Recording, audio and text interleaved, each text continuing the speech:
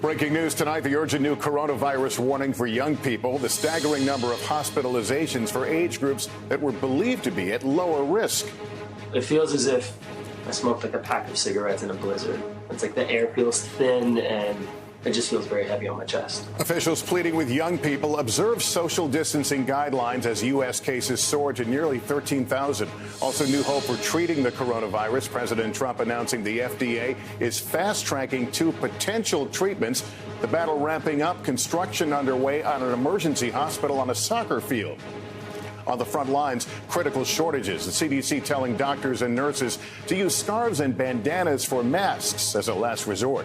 The new travel warning, Americans now being told to avoid going anywhere internationally. In Italy, a grim milestone, the most deaths now anywhere in the world. A military procession carrying dozens of coffins. But China, for the first time, reporting no new cases. Should the extreme measures in China be used here in the U.S.? The alarm being sounded tonight on scammers taking advantage of the pandemic. What you need to know to protect yourself. And our experts answering key questions. The precautions you should take when food and supplies are delivered to your home. This is NBC Nightly News with Lester Holt. All right, good evening. We have known all along this was going to get worse, especially as more people are tested, and it certainly has. In some states and cities, the running tally of people infected by coronavirus has doubled, over 3,600 here in New York City alone. And as each day passes, some of the things we thought we knew about this virus have changed, like the risk to younger patients. A lot of what we're going to tell you tonight may feel overwhelming, but there is progress on some fronts, including the search for treatments. Our team is ready to go with the latest. We start with Miguel Almaguer. Tonight, inside intensive care units across the country, the CDC says nearly half of all coronavirus patients fighting for their lives are younger than 65. While often deadly for the elderly, the virus is now taking more lives of those who are not senior citizens. The young not only catching the illness at higher and higher rates, but also spreading it.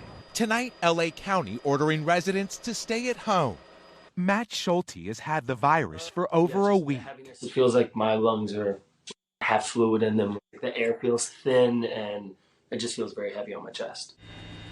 As officials in Washington state scramble to build a 200-bed hospital on a soccer field, the number of coronavirus cases nationwide is hitting yet another milestone, climbing to over 13,000. More than half the cases in the country come from just 10 counties across 3 states, New York, Washington, and California. The number of test positives is increasing. Today at the White House, a call for social media influencers to warn the young about the virus. The governor of Maryland with a more pointed message amid spring break scenes like these. If you are engaged in this type of activity, you are in violation of state law and you are endangering the lives of your fellow Marylanders. With the State Department making an unprecedented move, telling Americans not to travel abroad, Carnival Cruise Lines is offering their ships to serve as floating hospitals to relieve stress on a burdened onshore medical system. Now, the first 2 members of Congress, Mario Diaz-Balart and Ben McAdams, have tested positive, while in New Jersey, so have 7 members of the Fusco family. 73-year-old Grace died just hours after her son and 5 days after her daughter. Cases in neighboring New York are skyrocketing. Nobody can tell you when this is going to end. Nobody can say 2 months, 4 months, 9 months. Nobody. Amid ghostly scenes like this around Boston, as Americans heed warnings to stay away from others, the U.S. Census is suspending field operations, while the CDC suggested live streaming funerals to avoid crowds. The National Guard now deployed to over half the country. With COVID-19, it's like we have 54 separate hurricanes in every state, territory, and the District of Columbia.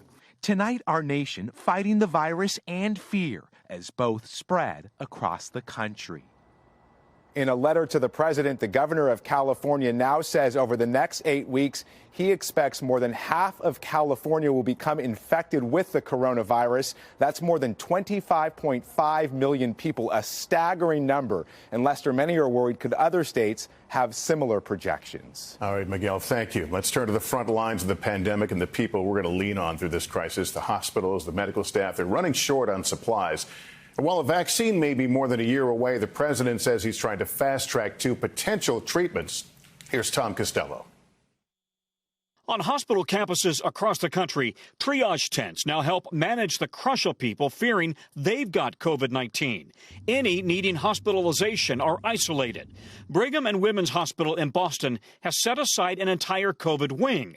Doctors and nurses in full protective gear. We're spending up to 2 hours at a time in these rooms with all of the equipment on, which is very difficult. You can't really breathe that well, and it's very hot, so you get very exhausted wearing it. Tonight, the American Hospital Association says it needs $100 billion immediately to deal with the emergency, as med centers nationwide tell staff to conserve masks. In some cases where it's as safe as possible to do so, actually reusing those. And then for other things like respirator hoods and goggles, we are being told to save those so that they can be cleaned and reused later. The government promises more are coming as the CDC recommends making masks out of scarves and bandanas. Also today, the president said 2 drugs already approved for other purposes are under review for COVID-19 patients. Chloroquine, a malaria drug, and remdesivir. It's going to be very exciting. I think it could be a game changer. But the drugs are not yet approved for COVID-19 and may not work. Remdesivir, originally designed for Ebola, may work better on coronavirus. Chris Kane was put on the experimental drug in a Washington state ER and says he saw fast results. Within 48 hours, I was feeling a lot better. But I mean, I got a 5-day dose of it, and then I got home from the hospital over the weekend. So. The good news, most people who contract the virus will have mild to moderate symptoms and can treat themselves at home. It's not much more than getting rest, staying hydrated. If you have a fever, maybe taking, medication for the fever like acetaminophen. But the most important thing is really to practice social distancing. Meanwhile, with young people ignoring pleas to stay inside, the resident physicians at Abbott Northwestern Hospital in Minneapolis have their own message. We stay at work. For you. You stay at home for us. Tonight, the Massachusetts Medical Society says the situation there is dire. Not enough protective equipment for doctors, nurses, and technicians on the front lines of the pandemic. Lester? All right, Tom, and thanks for that reality check. A lot of people do get through this. Also breaking tonight, the State Department warning Americans not to travel overseas, and stranded Americans want to come home. Here's Andrea Mitchell. Countries close their borders. Travelers, including thousands of Americans, are stranded, struggling to find a way back to the U.S. The State Department tonight raising its global travel advisory to its highest level, telling Americans who live in the U.S. not to travel abroad, and U.S. citizens living overseas to stay put. Among those trying to get home, hundreds of Americans in Peru, which closed its borders Monday. Commercial flights are not an option. 19-year-old Aiden Earhart and her friends are at a hotel outside of Lima. It could be a lot worse, and I think our whole group attitude is that we're very thankful for the resources we do have. Aiden's father, a Boston doctor. We'd love to have them all back with us and safely sound back here in the U.S. President Trump saying the military is working to bring them home. We have a group of young people in Peru, and we're working on taking care of that with the military. But embassies and consulates are working with skeletal staffs. In Morocco, all the U.S. ambassador could do was post a video today. We are exploring all options. Small comfort for travelers. It's scary for Americans because we don't know where we're going. We don't know if we're getting home. Tonight, the U.S. Embassy in Peru sent messages for people to sign up for commercial flights, but no sign yet that the border is reopening. Lester? Andrea Mitchell tonight, thank you. And tonight, lawmakers are hashing out that massive economic aid package that could top $1 trillion and offering some new details about those checks that would go to Americans. Here's Peter Alexander with that. $150,000. President Trump tonight at FEMA. Feel free to call me, the vice president, anybody at the table. Pressed by governors on teleconference for help, including for devastated industries in their states, like in Nevada. Unfortunately, had to shut down the Strip in Las Vegas, and tens of thousands of hospitality workers have been displaced. The president earlier responding to bipartisan critics demanding to know why he has not used the Defense Production Act a day after invoking the law that would compel private companies to manufacture life-saving supplies like ventilators. The governors are supposed to be doing a lot of this work. Federal government's not supposed to be out there buying vast amounts of items and then shipping. You know, we're not a shipping clerk. The White House highlighting one of the ways it stepped up, waiving liabilities so U.S. manufacturers can now send millions of new industrial masks meant for construction sites to be used in hospitals. President Trump overnight signing a relief package that provides paid sick leave and unemployment benefits to those affected by the pandemic, as well as free testing. And tonight, the president saying he's open to barring companies that receive federal aid from using it for executive bonuses or to buy back their own stock. Well, we don't want that. It's very hard to tell them not to, but I would tell them not to. And tonight, the Senate is unveiling its proposal for those checks to Americans. As an example, anyone making $75,000 or less would get $1,200, and qualifying families would get $500 per child. Lester? A lot of folks could really use that. All right, Peter, thank you. The impact on this pandemic on American business is growing more devastating. Unemployment claims, not surprisingly, are up, and now a new warning that a third of restaurant jobs could be lost in all this. Gabe Gutierrez has more. Tonight, Uber driver Yasser Hussein is looking for work. He says business is down 90%. It's scary because you don't know what you're going to do in the next days. Across the country, workers in limbo are sounding the alarm. We're asking you, please don't forget about us. We need your support. The National Restaurant Association is predicting a loss of $225 billion over the next 3 months if the crisis continues, meaning 5 to 7 million jobs could be slashed. That's a third of the total restaurant jobs in the U.S.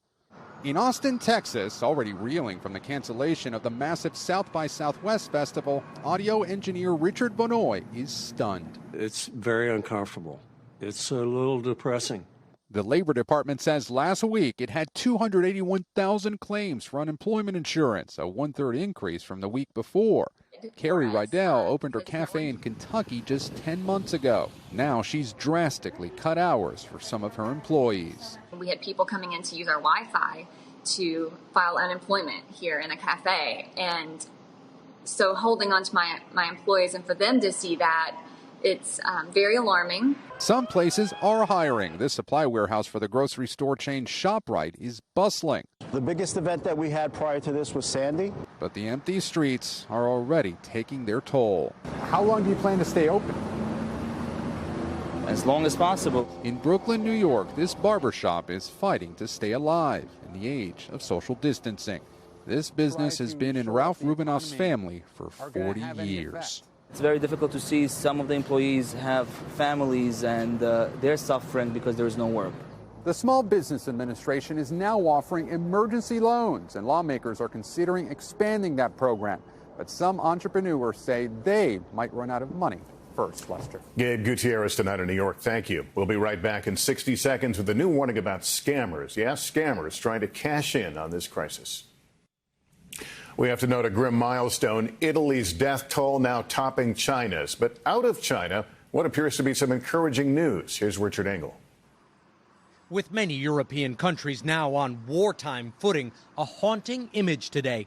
The Italian military escorting coffins of COVID-19 victims out of the hard-hit city of Bergamo. Italy overtaking China as the country with the most coronavirus-related deaths. Italian newspapers are filled with pages and pages of obituaries. American tourists in Italy saying this could be coming to the U.S. It's hard to imagine New York looking like this, but it was hard to imagine Rome looking like this before it happened. But finally, some good news tonight that the virus can be tamed, if not beaten. If China is to be believed, it has no new domestic infections for the first time. But the cost was freedom. The one-party state locked down tens of millions. Disobedience wasn't an option. I spoke with Neil Ferguson, one of the UK's top epidemiologists. Does the United States need to go like what China did? Unless you roll out testing on a massive scale and innovative approaches to contact tracing and isolation of cases, which the Chinese are now doing, then you really have no choice but to really lock down the country. Today, he tested positive for the virus. Richard Engel, NBC News, London. Here at home, as the coronavirus spreads, there are growing concerns for Americans in rural communities. Our Stephanie Gosk reports.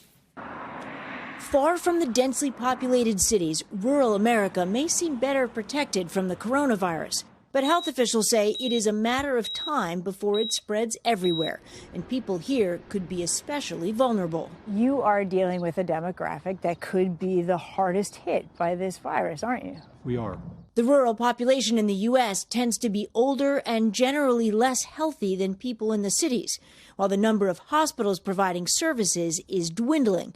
126 have closed in the last decade, 6 so far this year, and now a pandemic. If you can imagine a huge tidal wave, and we feel like we're in the shadow, and we're waiting for the wave to hit. Steve Kelly runs Ellenville Regional Hospital in New York's Catskill Mountains, where they've been working around the clock to prepare. This is a triage station that is set up for patients that have flu symptoms. His facility has 25 beds for 28,000 people. A neighboring county has already asked visitors to stay away. How many ventilators do you have? We only have one ventilator. One ventilator. So you can have one patient who needs a ventilator, and then what do you do after that? We transfer that patient. It's the same situation at Holton Community Hospital in Kansas, where they already are reusing protective gear. It's very scary. In rural America, staff wear a lot of different hats. Just take my safety officer. She's my infection control nurse. She's my safety officer.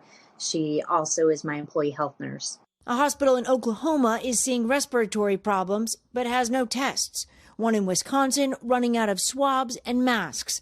Another in Indiana worried about money. The National Rural Health Association's warning. The rural healthcare safety net was already fragile. Now it's being crippled by COVID-19. Stephanie Gosk, NBC News, Ellenville, New York. And with all this fear, the feds are warning scammers are cashing in. NBC's Pete Williams and what to watch out for. Want to know where the coronavirus hotspots are? This app for Android phones claims to provide real-time information. But internet researchers say when downloaded, it locks your phone and asks for a ransom in bitcoins to unlock it. The FDA and Federal Trade Commission warned 7 companies to stop claiming that their products, including teas and essential oils, can treat the virus. Now a phone scam claims to take reservations for a vaccine. Pre-booking vaccine for coronavirus health center. A prosecutor in Virginia is helping lead the federal government's effort to crack down. We're worried about seniors because they're a vulnerable population, both to this virus as well as to scams. Among the known scams, fake websites offering to sell medical supplies now in high demand like surgical masks, phony charities seeking donations, offers to invest in companies claiming they can detect or cure the virus, and even calls or emails pretending to be from doctors who claim to be treating a relative and demanding payment. Just don't know that you can commit a more ruthless and evil act right now. His advice, ignore claims of a treatment, there isn't one yet, give only to known charities, and don't fall for someone claiming to be a doctor asking for money. Lester? It's pretty awful, Pete. Thank you. Up next, how to safely handle your home deliveries.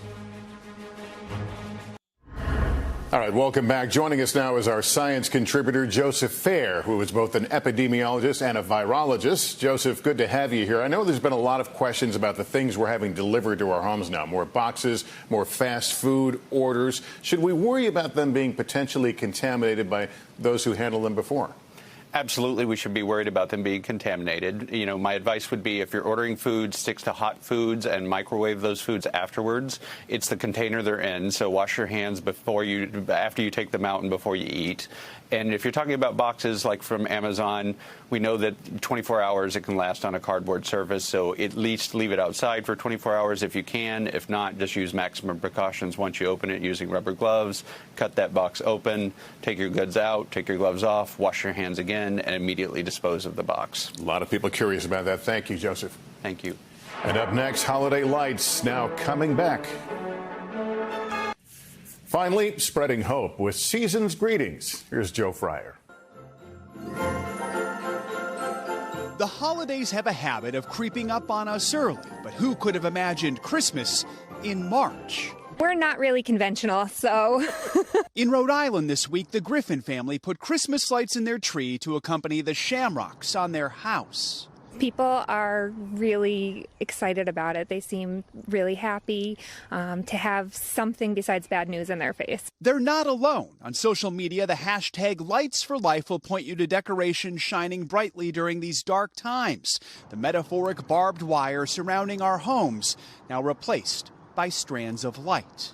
If I'm driving by, it makes me excited. So imagine what a kid's going to be like if they see this popping up. Indulge in a very special Christmas treat. Even the Hallmark Channel is getting in the spirit with a 3-day Christmas movie marathon starting tomorrow. 'Tis the season, because for many, as the song says, we need a little Christmas right this very minute. Joe Fryer, NBC News. Hey, I'm in. A reminder, join us tonight at 10 Eastern for a special on the coronavirus pandemic on NBC and MSNBC. That's Nightly News. I'm Lester Holt. Thank you for watching, everyone. Please take care and take care of each other. Good night.